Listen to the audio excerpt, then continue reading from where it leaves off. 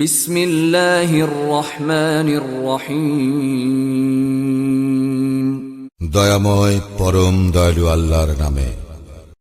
আলিফ লাম রা তিলকা আয়াতুল কিতাবিল হাকীম। আলিফ লাম রা, এগুলি জ্ঞানগর্ভ কিতাবের আয়াত। أكان للناس عجبا أن أوحينا إلى رجل منهم أن أنذر الناس وبشر الذين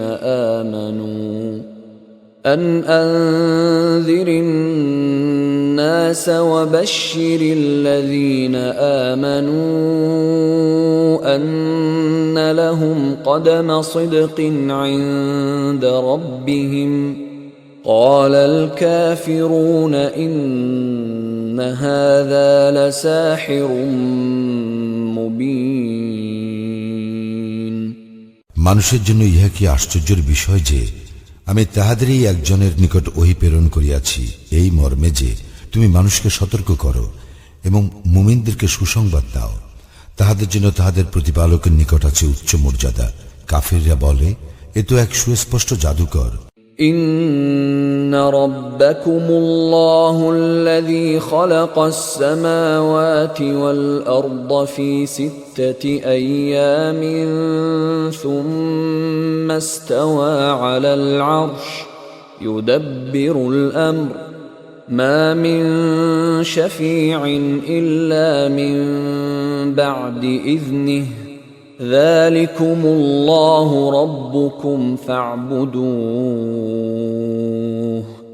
أفلا تذكرون। তোমাদের প্রতিপালক আল্লাহ, যিনি আকাশ মণ্ডলীয় পৃথিবী 6 দিনে সৃষ্টি করেন, অতঃপর তিনি আরশে সমাসীন হন। তিনি সকল বিষয় পরিচালনা করেন। তাহার অনুমতি লাভ না করিয়া সুপারিশ করিবার কেহ নাই। ইনি আল্লাহ তোমাদের প্রতিপালক, সুতরাং তাহার ইবাদত করো। তবু কি তোমরা উপদেশ গ্রহণ করিবে না?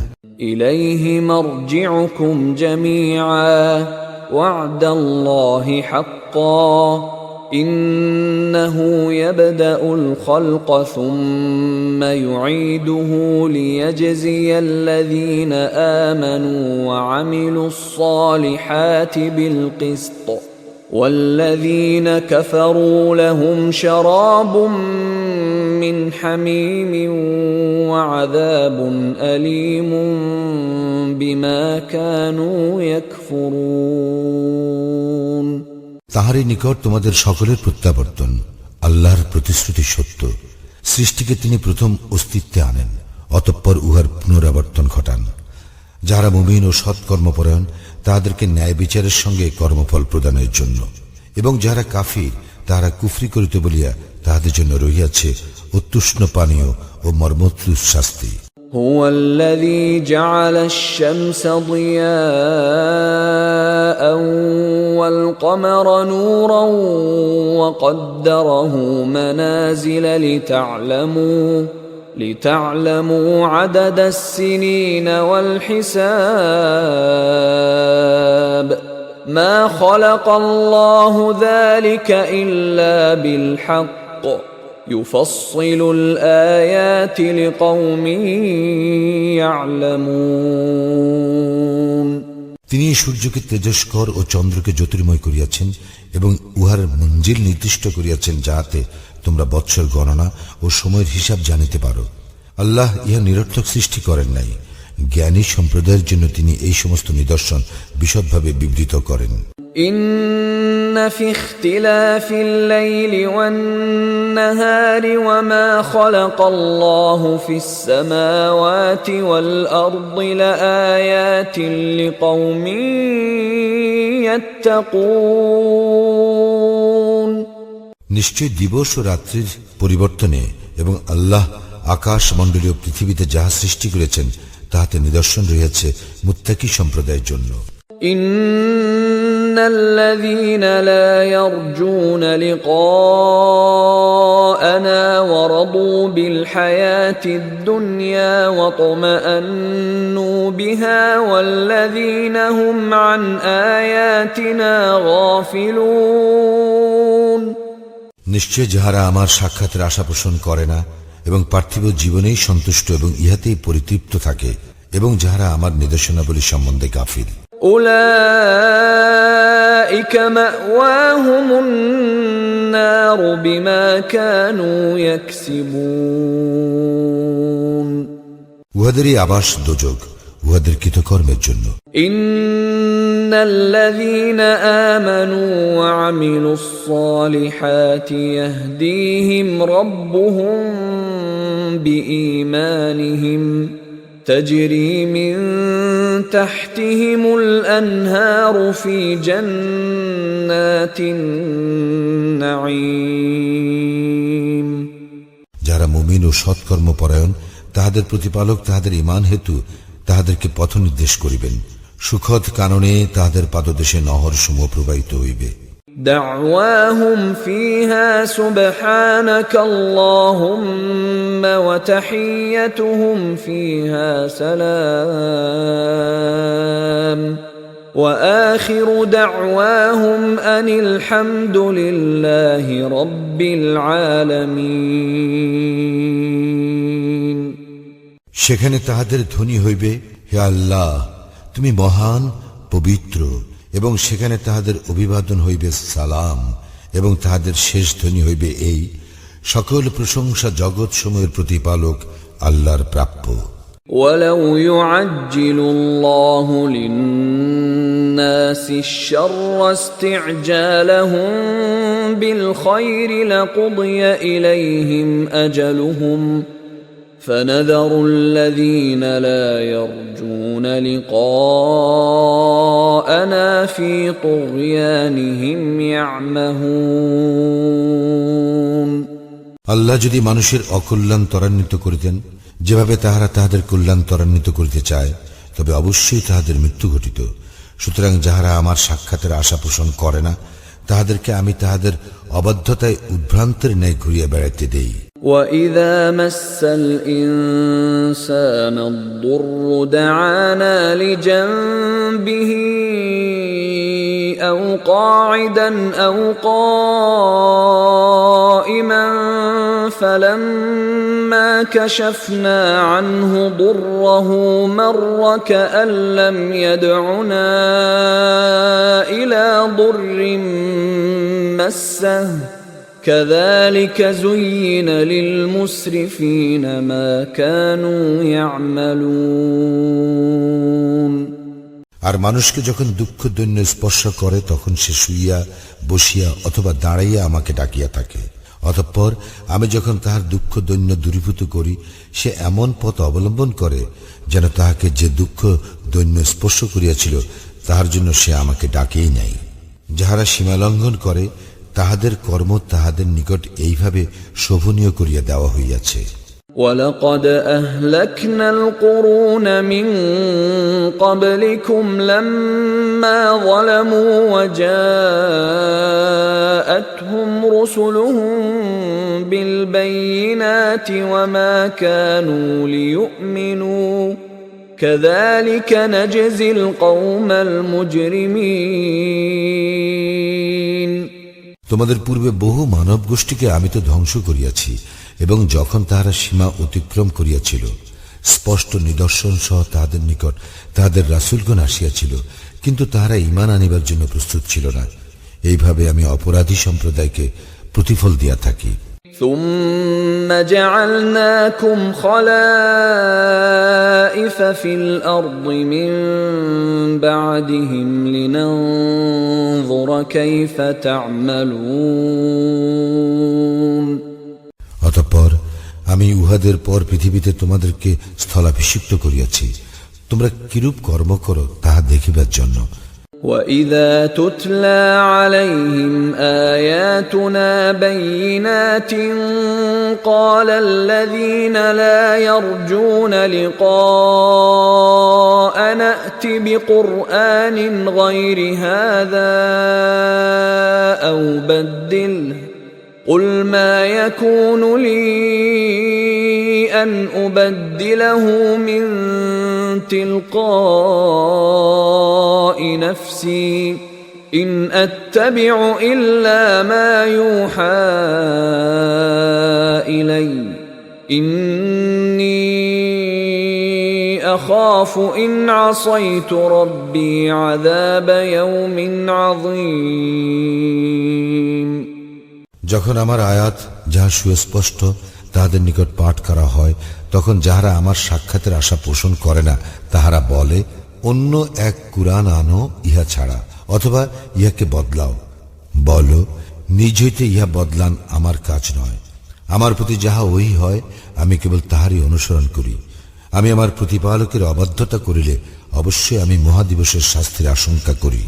قل لو شاء الله ما تلوته عليكم ولا أدراكم به فقد لبثت فيكم عمرا من قبله أفلا تعقلون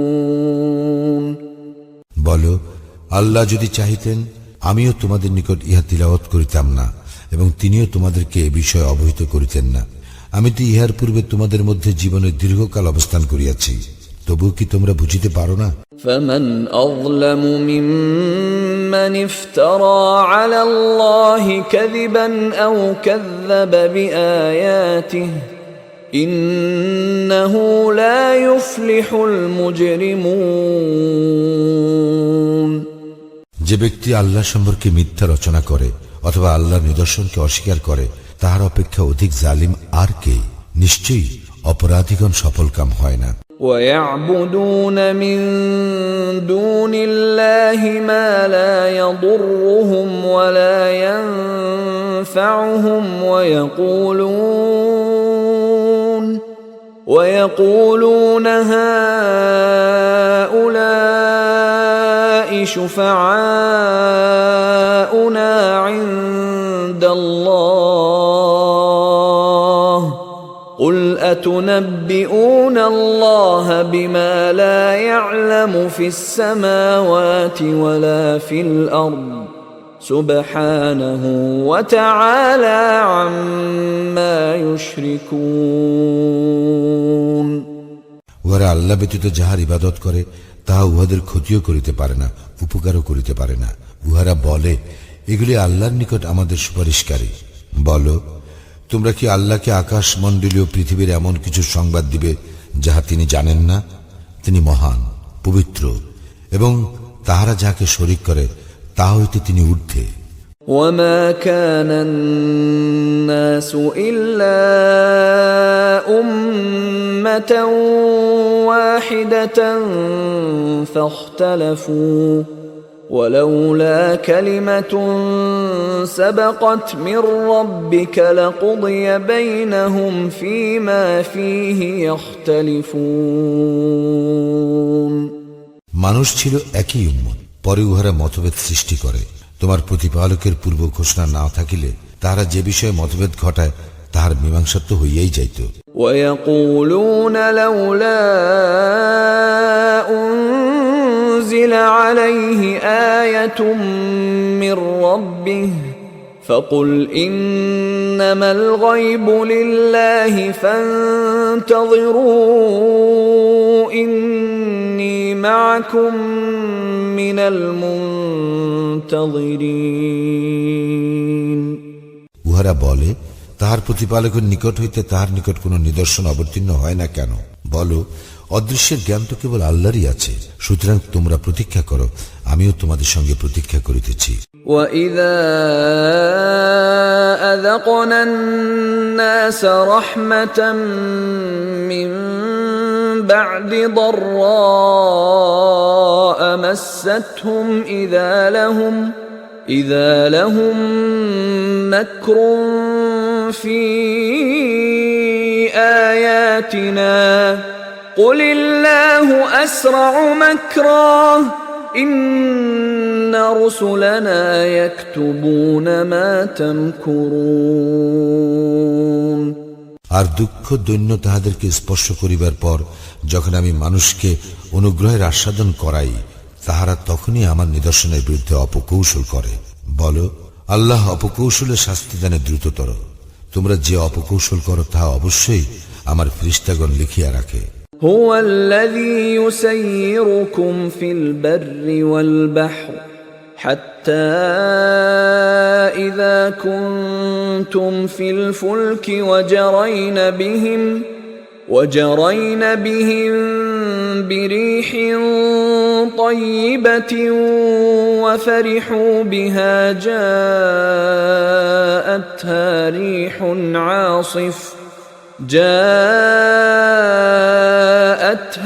ريح عاصف وجاءهم الموج من كل مكان وظنوا أنهم أحيط بهم دعوا الله مخلصين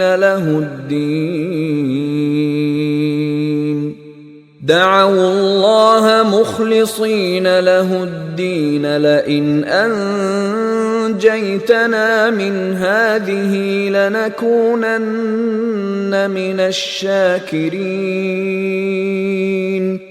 তিনি তোমাদেরকে জলস্থলে ভ্রমণ করান এবং তোমরা যখন নৌকারোহী হও এবং এইগুলি আরোহী লইয়া অনুকূল বাতাসে বহিয়া যায় এবং তাহারা উহাতে আনন্দিত হয়, অতঃপর এইগুলি বাত্যাহত এবং সর্বদিক হইতে তরঙ্গাহত হয় এবং তাহারা উহা দ্বারা পরিবেশিত হইয়া পড়িয়াছে মনে করে, তখন তাহারা আনুগত্যে বিশুদ্ধ চিত্ত হইয়া আল্লাহকে ডাকিয়া বলে, তুমি আমাদেরকে ইহা হইতে ত্রাণ করিলে আমরা অবশ্যই কৃতজ্ঞদের অন্তর্ভুক্ত হইব। فلما أنجاهم إذا هم يبغون في الأرض بغير الحق يا أيها الناس إنما بغيكم على أنفسكم متاع الحياة الدنيا ثم إلينا مرجعكم فننبئكم بما كنتم تعملون। অতঃপর তিনি যখনই উহাদেরকে বিপদমুক্ত করেন তখনই উহারা পৃথিবীতে অন্যায়ভাবে জুলুম করিতে থাকে। হে মানুষ, তোমাদের জুলুম বস্তুত তোমাদের নিজেদের প্রতি হইয়া থাকে। পার্থিব জীবনের সুখ ভোগ করিয়া নাও, পরে আমারই নিকট তোমাদের প্রত্যাবর্তন, তখন আমি তোমাদেরকে জানাইয়া দিব তোমরা যাহা করিতে। إنما مثل الحياة الدنيا كماء أنزلناه من السماء فاختلط به نبات الأرض مما يأكل الناس والأنعام حتى إذا أخذت الأرض زخرفها وزينت وظن أهلها أنهم قادرون عليها أتاها أمرنا ليلا أو نهارا فجعلناها حصيدا كأن لم تغن بالأمس كذلك نفصل الآيات لقوم يتفكرون। বস্তুত পার্থিব জীবনের দৃষ্টান্ত এইরূপ, যেমন আমি আকাশ হইতে বাড়ি বর্ষণ করি, যদ্বারা ভূমিজ উদ্ভিদ ঘন সন্নিবিষ্ট হইয়া উদ্গত হয়, যাহা হইতে মানুষ ও জীবজন্তু আহার করিয়া থাকে। অতঃপর যখন ভূমি তাহার শোভা ধারণ করে ও নয়নভিরাম হয় এবং উহার অধিকারীগণ মনে করে উহা তাহাদের আয়ত্তাধীন, তখন দিবসে অথবা রজনীতে আমার নির্দেশ আসিয়া পড়ে ও আমি উহা এমনভাবে নির্মূল করিয়া দেই যেন গতকালও উহার অস্তিত্ব ছিল না। এইভাবে আমি নিদর্শনাবলী বিশদভাবে বিব্রত করি চিন্তাশীল সম্প্রদায়ের জন্য। والله يدعو إلى دار السلام ويهدي من يشاء إلى صراط مستقيم আল্লাহ শান্তির আবাসের দিকে আহ্বান করেন এবং যাহাকে ইচ্ছা সরল পথে পরিচালিত করেন। للذين أحسنوا الحسنى وزيادة ولا يرهق وجوههم قتر ولا ذلة أولئك أصحاب الجنة هم فيها خالدون যারা কল্যাণকর কাজ করে তাহাদের জন্য আছে কল্যাণ এবং আরো অধিক। কালিমা ও হীনতা উহাদের মুখমণ্ডলকে আচ্ছন্ন করিবে না। উহারাই জান্নাতের অধিবাসী, সেখানে উহারা স্থায়ী হইবে। والذين كسبوا السيئات جزاء سيئة بمثلها وترهقهم ذلة ما لهم من الله من عاصم كأنما أغشيت وجوههم قطعا من الليل مظلما أولئك أصحاب النار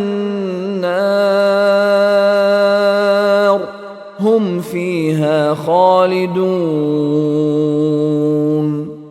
যাহারা মন্দ কাজ করে তাহাদের প্রতিফল অনুরূপ মন্দ এবং তাহাদেরকে হীনতা আচ্ছন্ন করিবে। আল্লাহ হইতে উহাদেরকে রক্ষা করিবার কেহ নাই। উহাদের মুখমণ্ডল যেন রাত্রির অন্ধকার আস্তরণে আচ্ছাদিত। উহারা দুযুগের অধিবাসী, সেখানে উহারা স্থায়ী হইবে। ويوم نحشرهم جميعا ثم نقول للذين أشركوا مكانكم أنتم وشركاؤكم فزيلنا بينهم وقال شركاؤهم ما كنتم إيانا تعبدون এবং যেদিন আমি উহাদের সকলকে একত্র করিয়া যাহারা মুশরিক তাহাদেরকে বলিব, তোমরা এবং তোমরা যাহাদেরকে শরীক করিয়াছিলে তাহারা স্ব স্থানে অবস্থান করো। আমি উহাদেরকে পরস্পর হইতে পৃথক করিয়া দিব এবং উহারা যাহাদেরকে শরীক করিয়াছিল তাহারা বলিবে, তোমরা তো আমাদের ইবাদত করিতে না। فكفى بالله شهيدا بيننا وبينكم إن كنا عن عبادتكم لغافلين আল্লাহই আমাদের ও তোমাদের মধ্যে সাক্ষী হিসেবে যথেষ্ট যে তোমরা আমাদের ইবাদত করিতে এ বিষয়ে আমরা তো গাফিল ছিলাম। هنالك تبلو كل نفس ما أسلفت وردوا إلى الله مولاهم الحق وضل عنهم ما كانوا يفترون সেখানে তাহাদের প্রত্যেকে তাহার পূর্বকৃত কর্ম পরীক্ষা করিয়া লইবে এবং উহাদেরকে উহাদের প্রকৃত অভিভাবক আল্লাহর নিকট ফিরাইয়া আনা হইবে এবং উহাদের উদ্ভাবিত মিথ্যা উহাদের নিকট হইতে অন্তর্হিত হইবে। قل من يرزقكم من السماء والأرض أم من يملك السمع والأبصار ومن يخرج الحي من الميت ويخرج الميت من الحي ومن يدبر الأمر فسيقولون الله فقل أفلا تتقون বলো, কে তোমাদেরকে আকাশ ও পৃথিবী হইতে জীবন উপকরণ সরবরাহ করে অথবা শ্রবণ ও দৃষ্টি শক্তি কার কর্তৃত্বাধীন? জীবিতকে মৃত হইতে কে বাহির করে এবং মৃতকে জীবিত হইতে কে বাহির করে এবং সকল বিষয় কে নিয়ন্ত্রণ করে? তখন তাহারা বলিবে, আল্লাহ। বলো, তবু কি তোমরা সাবধান হইবে না? فذلكم الله ربكم الحق فماذا بعد الحق إلا الضلال فأنا تصرفون তিনি আল্লাহ তোমাদের সত্য প্রতিপালক। সত্য ত্যাগ করিবার পর বিভ্রান্তি ব্যতীত আর কি থাকে? সুতরাং তোমরা কোথায় চালিত হইতেছ? كذلك حقت كلمة ربك على الذين فسقوا أنهم لا يؤمنون এইভাবে সত্য ত্যাগীদের সম্পর্কে তোমার প্রতিপালকের এই বাণী সত্য প্রতিপন্ন হইয়াছে যে তাহারা তো ঈমান আনিবে না। قل هل من شركائكم من يبدأ الخلق ثم يعيده قل الله يبدأ الخلق ثم يعيده فأنا تؤفكون বলো, তোমরা যাহাদের শরীক করো তাহাদের মধ্যে কি এমন কেহ আছে যে সৃষ্টিকে অস্তিত্বে আনয়ন করে ও পরে উহার পুনরাবর্তন ঘটায়? বলো, আল্লাহ সৃষ্টিকে অস্তিত্বে আনয়ন করেন ও পরে উহার পুনরাবর্তন ঘটান। সুতরাং তোমরা কেমন করিয়া সত্য বিচ্যুত হইতেছ? قل هل من شركائكم من يهدي إلى الحق قل الله يهدي للحق أفمن يهدي إلى الحق أحق أن يتبع أم من لا يهدي إلا أن يهدى فما لكم كيف تحكمون বলো, তোমরা যাহাদেরকে শরীক করো তাহাদের মধ্যে কি এমন কেহ আছে যে সত্যের পথ নির্দেশ করে? বলো, আল্লাহই সত্যের পথ নির্দেশ করেন। যিনি সত্যের পথ নির্দেশ করেন তিনি আনুগত্যের অধিকতর হকদার। না যাহাকে পথ না দেখাইলে পথ পায় না সে? তোমাদের কি হইয়াছে? তোমরা কিভাবে সিদ্ধান্ত করিয়া থাকো? وما يتبع أكثرهم إلا ظنا إن الظن لا يغني من الحق شيئا إن الله عليم بما يفعلون উহাদের অধিকাংশই অনুমানেরই অনুসরণ করে। সত্যের পরিবর্তে অনুমান কোনো কাজে আসে না। উহারা যাহা করে নিশ্চয় আল্লাহ সে বিষয়ে সবিশেষ অবহিত। وما كان هذا القرآن أن يفترى من دون الله ولكن تصديق الذي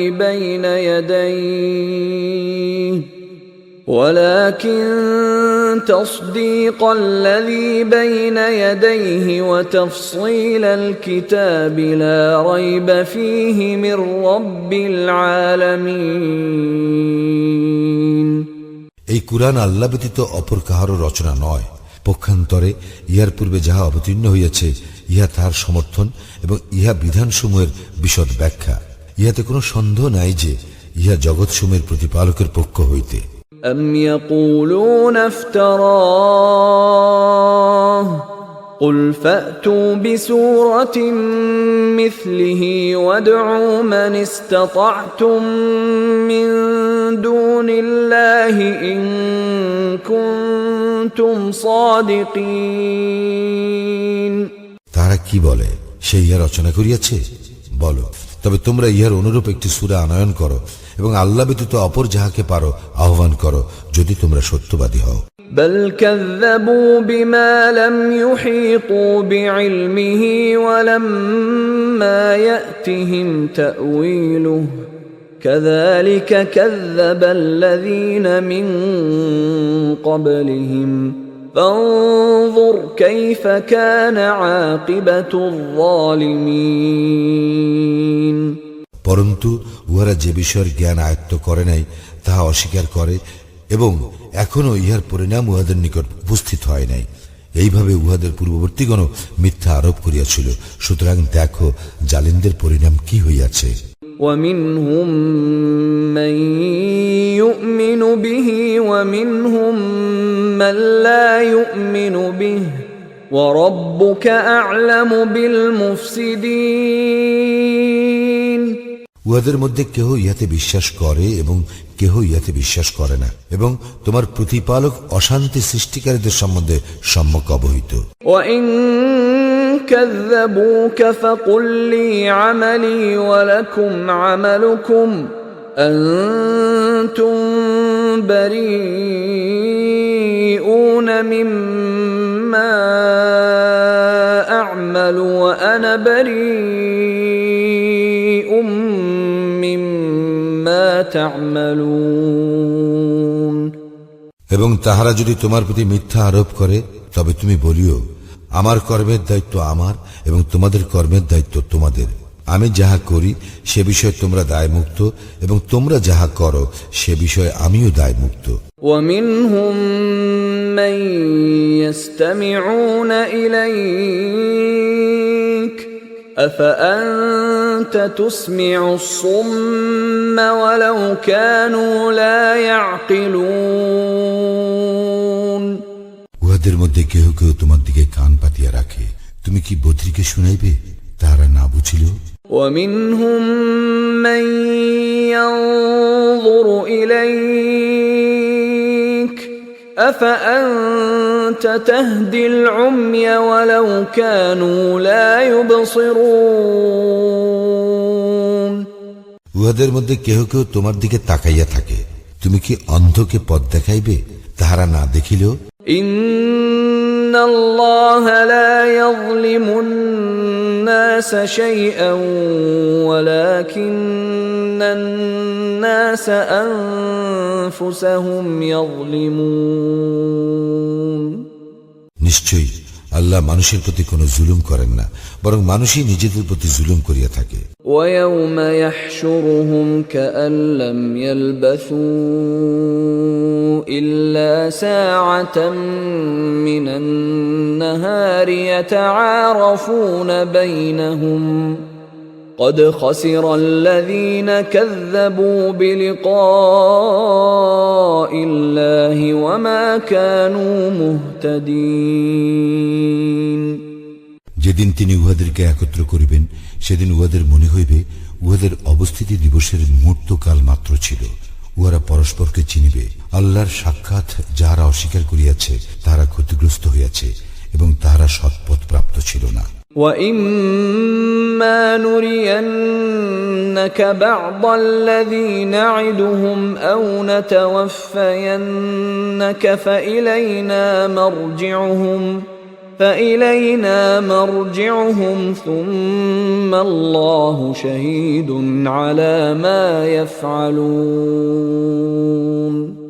আমি উহাদেরকে যে ভীতি প্রদর্শন করিয়াছি তাহার কিছু যদি তোমাকে দেখাইয়াই দেই অথবা তোমার কাল পূর্ণ করিয়াই দেই, উহাদের প্রত্যাবর্তন তো আমারই নিকট এবং উহারা যাহা করে আল্লাহ তাহার সাক্ষী।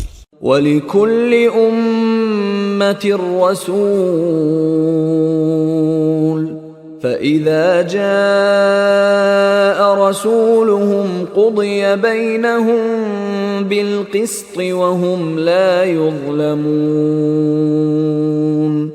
প্রত্যেক জাতির জন্য আছে একজন রাসূল, এবং যখন উহাদের রাসূল আসিয়াছে তখন ন্যায় বিচারের সঙ্গে উহাদের মীমাংসা হইয়াছে এবং উহাদের প্রতি জুলুম করা হয় নাই। وَيَقُولُونَ مَتَى هَذَا الْوَعْدُ إِن كُنتُمْ صَادِقِينَ উহারা বলে, যদি তোমরা সত্যবাদী হও তবে বলো এই প্রতিশ্রুতি কবে ফলিবে? قُل لَّا أَمْلِكُ لِنَفْسِي ضَرًّا وَلَا نَفْعًا إِلَّا مَا شَاءَ اللَّهُ لِكُلِّ أُمَّةٍ أَجَلٌ إِذَا جَاءَ أَجَلُهُمْ فَلَا يَسْتَأْخِرُونَ سَاعَةً وَلَا يَسْتَقْدِمُونَ বলো, আল্লাহ যাহা ইচ্ছা করেন তাহা ব্যতীত আমার নিজের ভালো মন্দের উপর আমার কোনো অধিকার নাই। প্রত্যেক জাতির এক নির্দিষ্ট সময় আছে, যখন তাহাদের সময় আসিবে তখন তাহারা মুহূর্তকালও বিলম্ব বা তরা করিতে পারিবে না। قل أرأيتم إن أتاكم عذابه بياتا أو نهارا ماذا يستعجل منه المجرمون বলো, তোমরা কি ভাবিয়া দেখিয়াছ, যদি তাহার শাস্তি তোমাদের উপর রজনীতে অথবা দিবসে আসিয়া পড়ে, তবে অপরাধীরা উহার কি ত্বরান্বিত করিতে চায়? أثم إذا ما وقع آمنتم به الآن وقد كنتم به تستعجلون তোমরা কি ইহা ঘটিবার পর ইহা বিশ্বাস করিবে? তোমরা তো ইহাই ত্বরান্বিত করিতে চাহিয়াছিলে। ثم قيل للذين ظلموا ذوقوا عذاب الخلد هل تجزون إلا بما كنتم تكسبون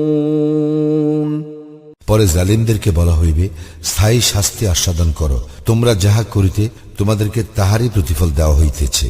ويستنبئونك أحق هو قل إي وربي إنه لحق وما أنتم بمعجزين উহারা তোমার নিকট জানিতে চায়, ইহা কি সত্য? বলো, হ্যাঁ, আমার প্রতিপালকের শপথ, ইহা অবশ্যই সত্য এবং তোমরা ইহা ব্যর্থ করিতে পারবে না। ولو أن لكل نفس ظلمت ما في الأرض لافتدت به وأسروا الندامة لما رأوا العذاب وقضي بينهم بالقسط وهم لا يظلمون প্রত্যেক সীমা লঙ্ঘনকারী পৃথিবীতে যাহা কিছু আছে তাহা যদি তাহার হইত, তবে সে মুক্তির বিনিময়ে উহা দিয়া দিত। এবং যখন উহারা শাস্তি প্রত্যক্ষ করিবে, তখন মনস্তাপ গোপন করিবে। উহাদের মীমাংসা ন্যায় বিচারের সঙ্গে করা হইবে এবং উহাদের প্রতি জুলুম করা হইবে না। ألا إن لله ما في السماوات والأرض ألا إن وعد الله حق ولكن أكثرهم لا يعلمون সাবধান, আকাশ মণ্ডলীয় পৃথিবীতে যাহা কিছু আছে তাহা আল্লাহরই। সাবধান, আল্লাহর প্রতিশ্রুতি সত্য, কিন্তু উহাদের অধিকাংশই অবগত নয়। هو يحيي ويميت وإليه ترجعون তিনি জীবন দান করেন এবং মৃত্যু ঘটান এবং তাহারই নিকট তোমরা প্রত্যাবর্তিত হইবে। يا أيها الناس قد جاءتكم موعظة من ربكم وشفاء لما في الصدور وهدى ورحمة للمؤمنين হে মানুষ, তোমাদের প্রতি তোমাদের প্রতিপালকের নিকট হইতে আসিয়াছে উপদেশ ও তোমাদের অন্তরে যাহা আছে তাহার আরোগ্য এবং মুমিনদের জন্য হিদায়াত ও রহমত। قل بفضل الله وبرحمته فبذلك فليفرحوا هو خير مما يجمعون বলো, ইহা আল্লাহর অনুগ্রহে ও তাহার দয়ায়, সুতরাং ইহাতে উহারা আনন্দিত হোক। উহারা যাহা পুঞ্জীভূত করে তাহা অপেক্ষা ইহা শ্রেয়। قل أرأيتم ما أنزل الله لكم من رزق فجعلتم منه حراما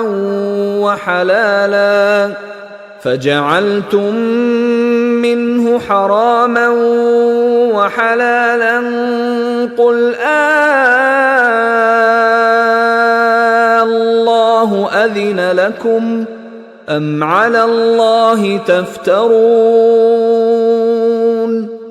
বলো, তোমরা কি ভাবিয়া দেখিয়াছ আল্লাহ তোমাদের যে রিজিক দিয়াছেন তোমরা যে তাহার কিছু হালাল ও কিছু হারাম করিয়াছ, বলো আল্লাহ কি তোমাদেরকে ইহার অনুমতি দিয়াছেন, না তোমরা আল্লাহর প্রতি মিথ্যা আরোপ করিতেছ? وما ظن الذين يفترون على الله الكذب يوم القيامة إن الله لذو فضل على الناس ولكن أكثرهم لا يشكرون। যারা আল্লাহ সম্বন্ধে মিথ্যা উদ্ভাবন করে, কিয়ামত দিবস সম্বন্ধে তাহাদের কি ধারণা? নিশ্চয়ই আল্লাহ মানুষের প্রতি অনুগ্রহ পরায়ণ, কিন্তু উহাদের অধিকাংশই কৃতজ্ঞতা প্রকাশ করে না।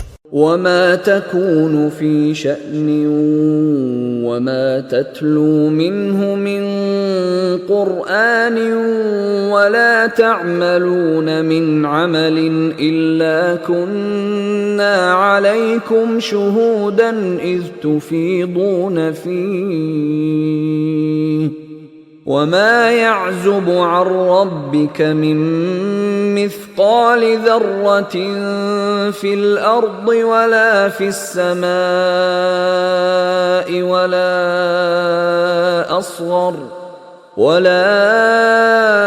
أصغر من ذلك ولا أكبر إلا في كتاب مبين।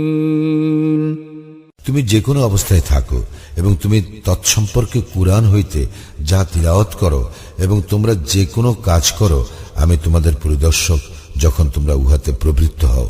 আকাশ মণ্ডলীয় পৃথিবীর অনুপরিমাণও তোমার প্রতিপালকের অগোচর নয়, এবং উহা অপেক্ষা ক্ষুদ্রতর অথবা বৃহত্তর কিছুই নাই যাহা সুস্পষ্ট কিতাবে নাই। আলা ইন্না আউলিয়া আল্লাহি লা খাউফুন আলাইহিম ওয়ালা হুম ইয়াহজানুন। জানিয়া রাখো, আল্লাহর বন্ধুদের কোনো ভয় নাই এবং তাহারা দুঃখিত হইবে না। আল্লাযীনা আমানু ওয়া কানু ইয়াত্তাকুন, যারা ঈমান আনে এবং তাকওয়া অবলম্বন করে। লাহুমুল বুশরা ফিল হায়াতিদ দুনিয়া ওয়া ফিল আখিরাহ লা তাবদীলা লিকালিমাতিল্লাহ যালিকা হুয়াল ফাওজুল আযীম। তাহাদের জন্য আছে সুসংবাদ দুনিয়ার জীবনে ও আখিরাতে। আল্লাহর বাণীর কোনো পরিবর্তন নাই, উহাই মহা সাফল্য। ওয়ালা ইয়াহজুনকা কাওলুহুম ইন্নাল ইজ্জাতা লিল্লাহি জামিআ হুয়াস সামিউল আলীম। উহাদের কথা তোমাকে যেন দুঃখ না দেয়, সমস্ত শক্তি আল্লাহর, তিনি সর্বশ্রোতা সর্বজ্ঞ। আলা ইন্না লিল্লাহি মান ফিস সামাওয়াতি ওয়া মান ফিল আরদ ওয়া মা ইয়াত্তাবি'ু আল্লাযীনা ইয়াদ'উনা মিন দুনিল্লাহি শুরাকা يتبعون إلا الظن وإن هم إلا يخرصون। জানিয়া রাখো, যাহারা আকাশ মণ্ডলে আছে এবং যাহারা পৃথিবীতে আছে তাহারা আল্লাহরই। যাহারা আল্লাহ ব্যতীত অপরকে শরীক রূপে ডাকে তাহারা কিসের অনুসরণ করে? তাহারা তো শুধু অনুমানেরই অনুসরণ করে এবং তাহারা শুধু মিথ্যাই বলে। হুয়াল্লাযী জা'আলা লাকুমুল লাইলা লিতাসকুনু ফীহি ওয়ান নাহারা মুবসিরা ইন্না ফী যালিকা লাআয়াতিন লিকাওমিন ইয়াসমাউন। তিনি সৃষ্টি করিয়াছেন তোমাদের জন্য রাত্রি, যেন উহাতে তোমরা বিশ্রাম করিতে পারো, এবং দিবস দেখিবার জন্য। যে সম্প্রদায় কথা শুনে, নিশ্চয়ই তাহাদের জন্য ইহাতে আছে নিদর্শন। ক্বালু ইত্তাখাযাল্লাহু ওয়ালাদা সুবহানাহু হুয়াল গনিয়্যু লাহু মা ফিস সামাওয়াতি ওয়া মা ফিল আরদ ইন ইনদাকুম মিন সুলতানিন বিহাযা أتقولون على الله ما لا تعلمون তাহারা বলে, আল্লাহ সন্তান গ্রহণ করিয়াছেন, তিনি মহান পবিত্র, তিনি অভাব মুক্ত। যাহা কিছু আছে আকাশ মণ্ডলে ও যাহা কিছু আছে পৃথিবীতে তাহা তাঁরই। এ বিষয়ে তোমাদের নিকট কোনো সনদ নাই। তোমরা কি আল্লাহ সম্বন্ধে এমন কিছু বলিতেছ যে বিষয়ে তোমাদের কোনো জ্ঞান নাই? قل إن الذين يفترون على الله الكذب لا يفلحون বলো, যারা আল্লাহ সম্বন্ধে মিথ্যা উদ্ভাবন করিবে তারা সফল কাম হইবে না। متاع في الدنيا ثم إلينا مرجعهم ثم نذيقهم العذاب الشديد بما كانوا يكفرون পৃথিবীতে ইহাদের জন্য আছে কিছু সুখ সম্ভোগ, পরে আমারই নিকট উহাদের প্রত্যাবর্তন, অতঃপর কুফরি হেতু উহাদেরকে আমি কঠোর শাস্তির আস্বাদ গ্রহণ করাইব। واتل عليهم نبأ نوح إذ قال لقومه يا قوم إن كان كبر عليكم مقامي وتذكيري بآيات الله فعلى الله توكلت فأجمعوا أمركم وشركاءكم ثم لا يكن أمركم عليكم غمة ثم قضوا إلي ولا تنظرون উহাদেরকে নূহের বৃত্তান্ত শোনাও। সে তার সম্প্রদায়কে বলিয়াছিল, হে আমার সম্প্রদায়, আমার অবস্থিতি ও আল্লাহর নিদর্শন দ্বারা আমার উপদেশ দান তোমাদের নিকট যদি দুঃসহ হয়, তবে আমি তো আল্লাহর উপর নির্ভর করি। তোমরা যাহাদেরকে শরীক করিয়াছ তৎসহ তোমাদের কর্তব্য স্থির করিয়া নাও, পরে যেন কর্তব্য বিষয়ে তোমাদের কোনো সংশয় না থাকে। আমার সম্বন্ধে তোমাদের কর্ম নিষ্পন্ন করিয়া ফেলো এবং আমাকে অবকাশ দিও না। فإن توليتم فما سألتكم من أجر إن أجري إلا على الله وأمرت أن أكون من المسلمين অতঃপর তোমরা মুখ ফিরাইয়া লইলে লইতে পারো। তোমাদের নিকট আমি তো কোনো পারিশ্রমিক চাই নাই, আমার পারিশ্রমিক আছে আল্লাহর নিকট। আমি তো আত্মসমর্পণকারীদের অন্তর্ভুক্ত হইতে আদিষ্ট হইয়াছি। فكذبوه فنجيناه ومن معه في الفلك وجعلناهم خلائف وأغرقنا الذين كذبوا بآياتنا فانظر كيف كان عاقبة المنذرين আর উহারা তাহাকে মিথ্যাবাদী বলে।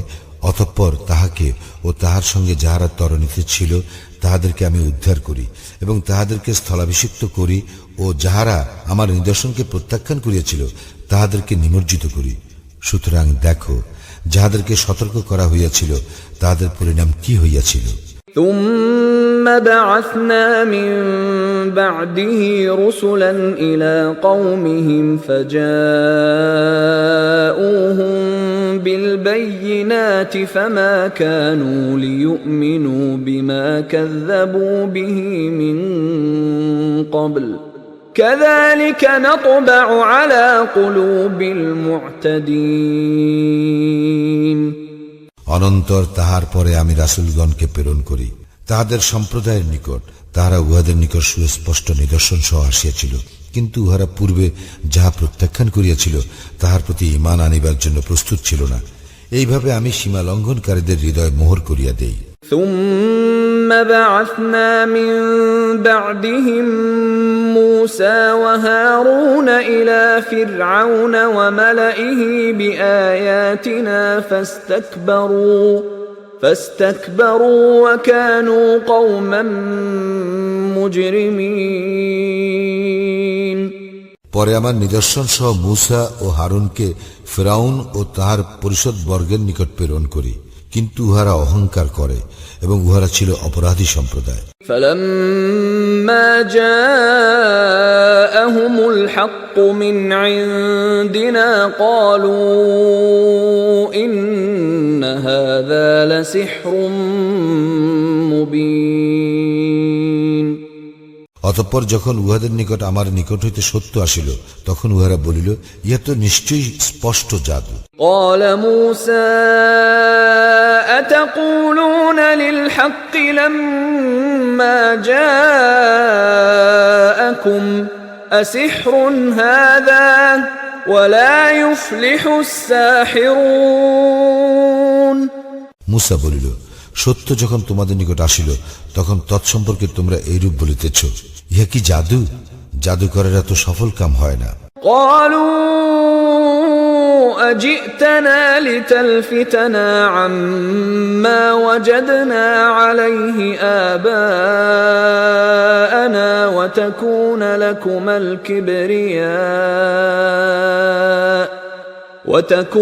لكما الكبرياء في الأرض وما نحن لكما بمؤمنين। উহারা বলিল, আমরা আমাদের পিতৃপুরুষগণকে যাহাতে পাইয়াছি, তুমি কি তাহা হইতে আমাদেরকে বিচ্যুত করিবার জন্য আমাদের নিকট আসিয়াছ, এবং যাহাতে দেশে তোমাদের দুইজনের প্রতিপত্তি হয়, এই জন্য আমরা তোমাদের প্রতি বিশ্বাসী নই। وقال فرعون ائتوني بكل ساحر عليم। ফিরআউন বলিল, তোমরা আমার নিকট সকল সুদক্ষ জাদুকরকে লইয়া আসো। فلما جاء السحرة قال لهم موسى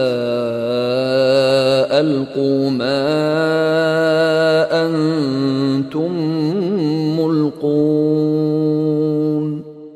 অতঃপর যখন জাদুকরেরা আসিল, তখন উহাদেরকে মুসা বলিল, তোমাদের যাহা নিক্ষেপ করিবার নিক্ষেপ করো।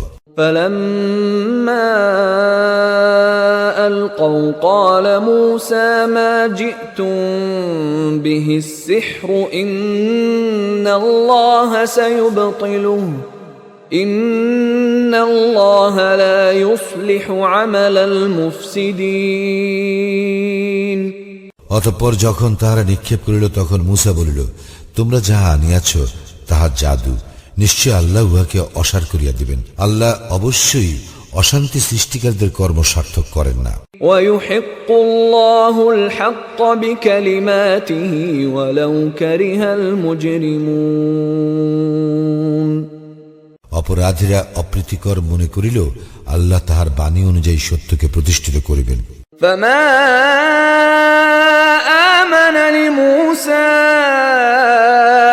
إلا ذرية من قومه على خوف من فرعون وملئهم أن يفتنهم وإن فرعون لعال في الأرض وإنه لمن المسرفين।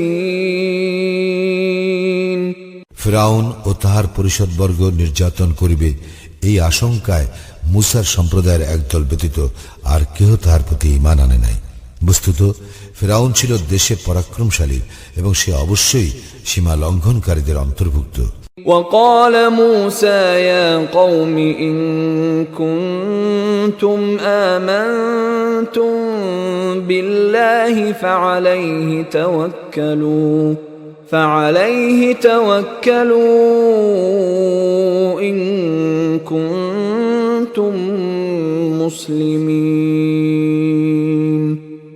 মুসা বলিয়াছিল, হে আমার সম্প্রদায়, যদি তোমরা আল্লাহতে ঈমান আনিয়া থাকো, যদি তোমরা আত্মসমর্পণকারী হও, তবে তোমরা তাহারই উপর নির্ভর করো। فقالوا على الله توكلنا ربنا لا تجعلنا فتنة للقوم الظالمين। অতঃপর তাহারা বলিল, আমরা আল্লাহর উপর নির্ভর করিলাম, হে আমাদের প্রতিপালক, আমাদেরকে জালিম সম্প্রদায়ের উৎপীড়নের পাত্র করিও না।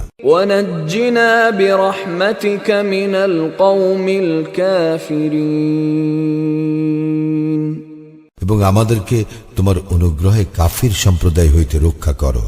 وأوحينا إلى موسى وأخيه أن تبوأ لقومكما بمصر بيوتا واجعلوا بيوتكم قبلة وأقيموا الصلاة وبشر المؤمنين। আমি মূসা ও তার ভ্রাতাকে প্রত্যাদেশ করিলাম, মিশরে তোমাদের সম্প্রদায়ের জন্য গৃহ স্থাপন করো এবং তোমাদের গৃহগুলিকে ইবাদত গৃহ করো, সালাত কায়েম করো এবং মুমিনদেরকে সুসংবাদ দাও। وقال موسى ربنا إنك آتيت فرعون وملأه زينة وأموالا في الحياة الدنيا ربنا ليضلوا عن سبيلك ربنا اطمس على أموالهم واشدد على قلوبهم فلا يؤمنوا حتى يروا العذاب الأليم। মূসা বলিল, হে আমাদের প্রতিপালক, তুমি তো ফিরআউন ও তাহার পরিষদ বর্গকে পার্থিব জীবনের শোভা ও সম্পদ দান করিয়াছ, যদ্বারা হে আমাদের প্রতিপালক উহারা মানুষকে তোমার পথ হইতে ভ্রষ্ট করে। হে আমাদের প্রতিপালক, উহাদের সম্পদ বিনষ্ট করো, উহাদের হৃদয় কঠিন করিয়া দাও, উহারা তো মর্মন্তুদ শাস্তি প্রত্যক্ষ না করা পর্যন্ত ঈমান আনিবে না। قال قد أجيبت دعوتكما فاستقيما ولا تتبعان سبيل الذين لا يعلمون।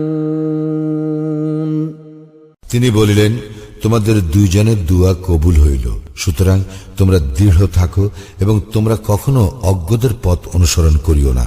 وجاوزنا ببني إسرائيل البحر فأتبعهم فرعون وجنوده بغيا وعدوا حتى إذا أدركه الغرق قال آمنت أنه لا إله إلا الذي آمنت به بنو إسرائيل وأنا من المسلمين। আমি বনী ইসরায়েলকে সমুদ্র পার করাইলাম এবং ফিরআউন ও তাহার সৈন্যবাহিনী অধ্যত্ত সহকারে সীমা লঙ্ঘন করিয়া তাহাদের পশ্চাদাপন করিল। পরিশেষে যখন সে নিমজ্জমান হইল তখন বলিল, আমি বিশ্বাস করিলাম বনী ইসরায়েল যাহাতে বিশ্বাস করে, নিশ্চয়ই তিনি ব্যতীত অন্য কোন ইলাহ নাই এবং আমি আত্মসমর্পণকারীদের অন্তর্ভুক্ত। الآن وقد عصيت قبل وكنت من المفسدين। এখন ইতিপূর্বে তো তুমি অমান্য করিয়াছ এবং তুমি অশান্তি সৃষ্টিকারীদের অন্তর্ভুক্ত ছিলে। فاليوم ننجيك ببدنك لتكون لمن خلفك آية وإن كثيرا من الناس عن آياتنا لغافلون। আজ আমি তোমার দেহটি রক্ষা করিব, যাহাতে তুমি তোমার পরবর্তীদের জন্য নিদর্শন হইয়া থাকো। অবশ্যই মানুষের মধ্যে অনেকে আমার নিদর্শন সম্বন্ধে গাফিল। ولقد بوأنا بني إسرائيل مبوأ صدق ورزقناهم من الطيبات فما اختلفوا حتى جاءهم العلم إن ربك يقضي بينهم يوم القيامة فيما كانوا فيه يختلفون। আমি তো বনী ইসরায়েলকে উৎকৃষ্ট আবাসভূমিতে বসবাস করাইলাম এবং আমি উহাদেরকে উত্তম জীবন উপকরণ দিলাম। অতঃপর উহাদের নিকট জ্ঞান আসিলে উহারা বিভেদ সৃষ্টি করিল। উহারা যে বিষয়ে বিভেদ সৃষ্টি করিয়াছিল তোমার প্রতিপালক অবশ্যই তাহাদের মধ্যে কিয়ামতের দিন উহার ফয়সালা করিয়া দিবেন। فإن كنت في شك مما أنزلنا إليك فاسأل الذين يقرؤون الكتاب من قبلك لقد جاءك الحق من ربك فلا تكونن من الممترين আমি তোমার প্রতি যাহা অবতীর্ণ করিয়াছি উহাতে যদি তুমি সন্দেহে থাকো তবে তোমার পূর্বের কিতাব যাহারা পাঠ করে তাহাদেরকে জিজ্ঞাসা করো। তোমার প্রতিপালকের নিকট হইতে তোমার নিকট সত্য অবশ্যই আসিয়াছে, তুমি কখনো সন্দিগ্ধ চিত্তদের অন্তর্ভুক্ত হইও না। ولا تكونن من الذين كذبوا بآيات الله فتكون من الخاسرين এবং যাহারা আল্লাহর নিদর্শন প্রত্যাখ্যান করিয়াছে তুমি কখনো তাহাদের অন্তর্ভুক্ত হইও না, তাহা হইলে তুমিও ক্ষতিগ্রস্তদের অন্তর্ভুক্ত হইবে। إن الذين حقت عليهم كلمة ربك لا يؤمنون নিশ্চয়ই যাহাদের বিরুদ্ধে তোমার প্রতিপালকের বাক্য সাব্যস্ত হইয়া গিয়াছে তাহারা ঈমান আনিবে না। ولو جاءتهم كل آية حتى يروا العذاب الأليم যদিও উহাদের নিকট প্রত্যেকটি নিদর্শন আসে যতক্ষণ না উহারা মর্মন্তুদ শাস্তি প্রত্যক্ষ করিবে। فلولا كانت قرية آمنت فنفعها إيمانها إلا قوم يونس لما آمنوا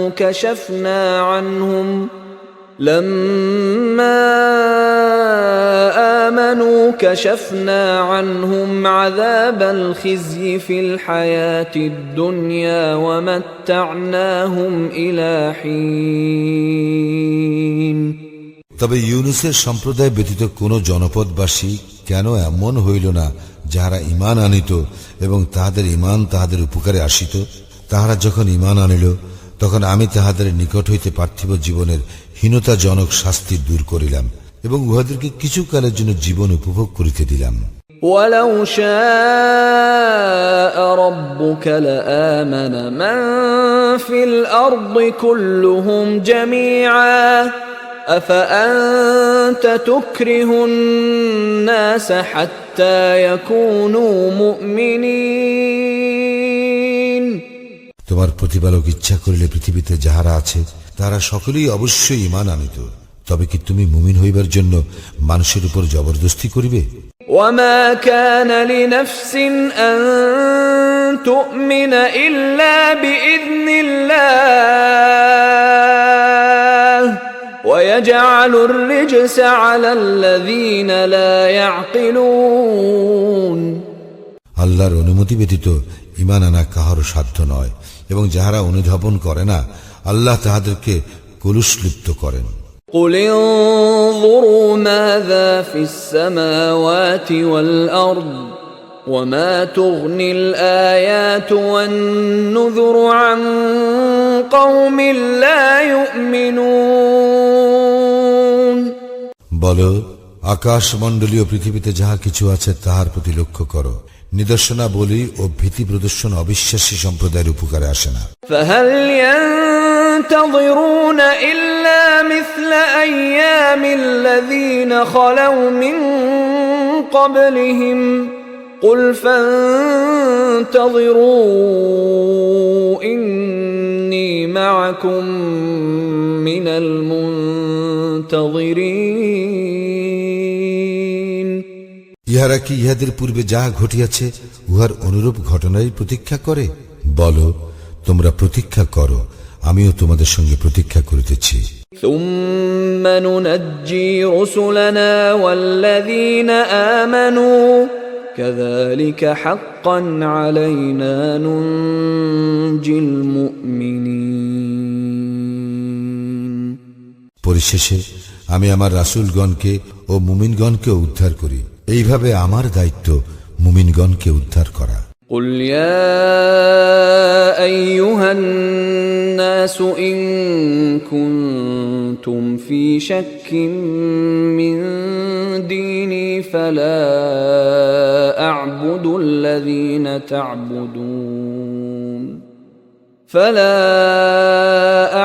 الذين تعبدون من دون الله ولكن أعبد الله الذي يتوفاكم وأمرت أن أكون من المؤمنين